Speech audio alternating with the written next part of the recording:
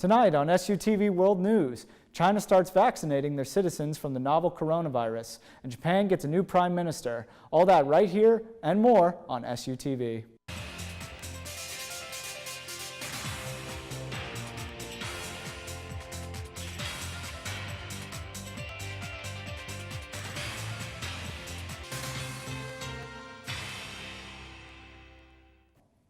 Japan's lower and upper house have officially elected Yoshihide Suga as the country's new prime minister.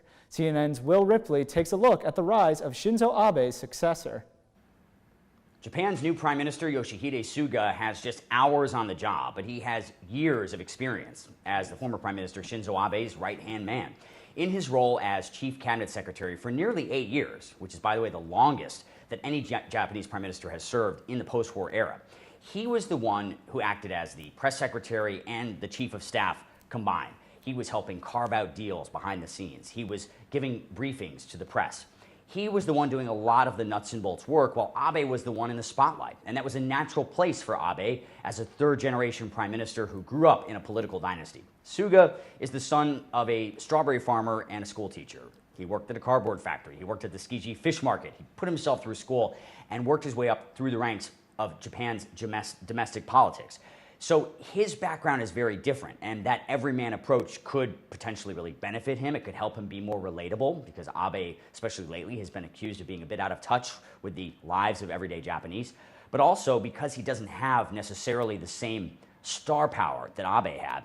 And of course, he's starting out brand new. Abe was around for so long, he was able to build relationships, particularly on the global stage, with big-name world leaders like Donald Trump, and even getting Xi Jinping to agree to visit Tokyo before the pandemic closed all the borders. So not only does he face a long list of challenges on day one, trying to get the economy back on track, it's currently in a major recession, largely because of the pandemic, trying to get government debt down, because Abenomics, which injected a lot of stimulus into Japan's economy, also created record high levels of government debt.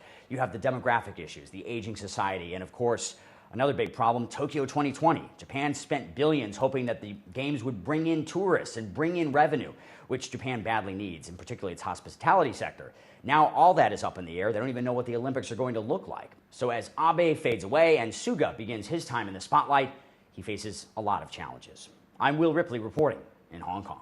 The United States ambassador to China recently announced he is stepping down. SUTV's Nolan Hoffman has the latest. The United States ambassador to China is stepping down. A source told CNN Terry Branstad is expected to exit Beijing sometime before Election Day in 2020. Branstad has served as the ambassador for more than 3 years. Secretary of State Mike Pompeo thanked him for rebalancing United States-China relations. Branstad holds a personal relationship with Chinese President Xi that dates back decades. He's been involved in a spat between the State Department and China's state-run media, People's Daily, after the outlet refused to publish an op-ed written by Branstad himself. This is Nolan Huffman reporting with SUTV News. Mexico celebrated its Independence Day Tuesday, but for the first time in more than 150 years, there was no crowd. Mexico City's main square was empty due to COVID-19 restrictions. The voice of President Andrés Manuel López Obrador, however, broke the silence.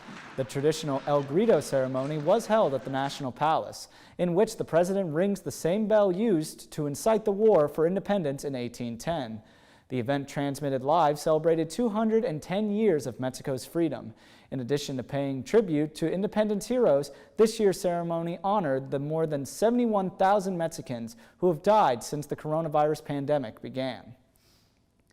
Thousands of people in China have recently received a COVID-19 vaccine. SUTV's Nolan Hoffman has the story. China's state-owned pharmaceutical company Sinopharm said that hundreds of thousands of people in China have received COVID-19 vaccinations under an emergency use program.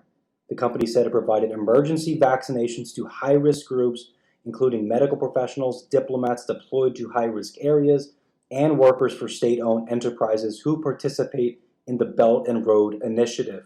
Sinopharm said it is currently developing 2 COVID-19 vaccines, and both vaccines are now in phase 3 clinical trial. The company's general counsel Zhu Zongzhu said that, quote, the vaccines were proven effective because none of those who traveled to high-risk places after receiving the injections were infected with COVID-19. The chief biosecurity expert of China's CDC estimates that members of the public would be able to start taking the vaccine around November or December as the performance of phase 3 trials goes well. This is Nolan Huffman reporting with SUTV News. And finally tonight, the Turkish Coast Guard took a CNN team on a migrant rescue operation in the northern Aegean Sea and between Turkey and Greece, where there have been allegations of illegal pushbacks and forced expulsions of migrants by the Greek authorities. CNN's Jomana Kardaşe reports. This is the new pattern, a Greek Coast Guard vessel right on the edge of Turkish waters. The crew's telling us that they've just gotten information about a possible pushback incident, migrants and refugees possibly on a life raft. The Greek ship is moving towards its own waters. It's now fleeing towards Lesbos. The Turks mobilize for a sea rescue with the added risk of COVID-19. Now it's a race against time. These waters have already claimed too many lives. They spot the motorless life raft drifting.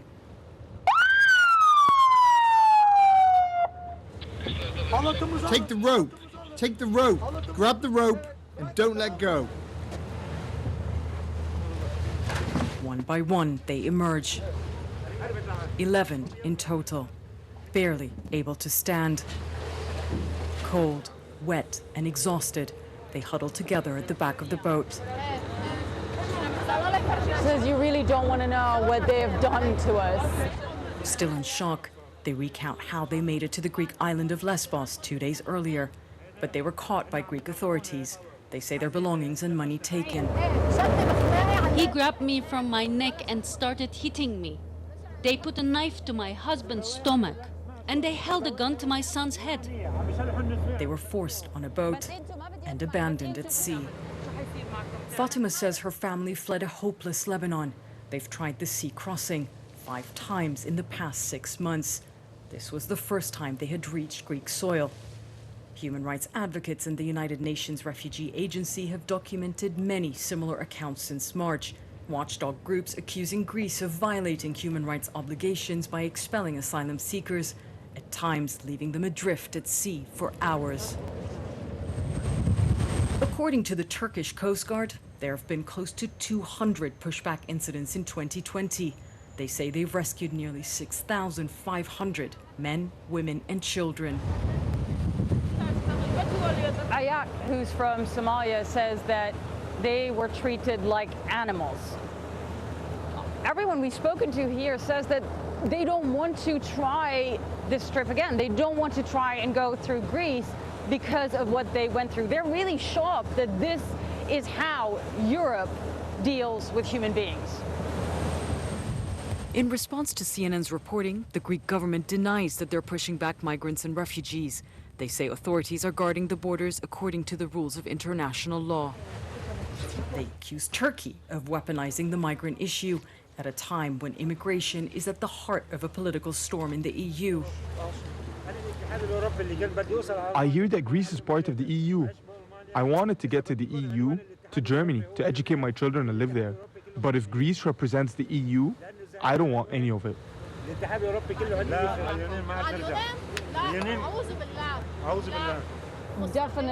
Definitely, they say they will not be going back to Greece after what they've just gone through. These forced expulsions and pushbacks seem to be morphing into the new norm, not only putting the most vulnerable at risk in treacherous waters, but also drowning out the values that Europe claims to stand for. And with that, we'll be signing off from this episode of World News. I'm Adam Beam. Don't forget to follow us on Instagram, Twitter, and Facebook at SUTV News, and check out our website at sutvnews.org. Have a good rest of your week, everyone.